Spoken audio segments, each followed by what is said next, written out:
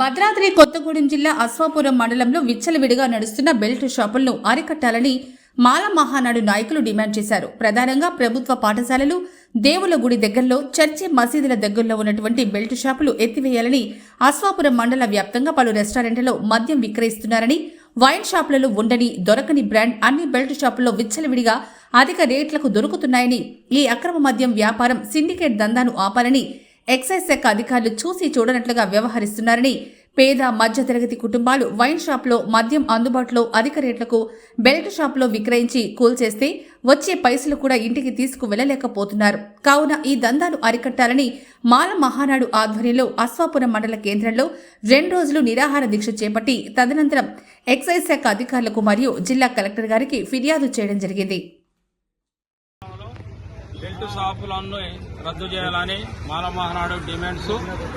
MRP రేట్లకు మందు అమ్మాలి. రెస్టారెంట్లలో మందు అమ్మకాలు అరికట్టాలి.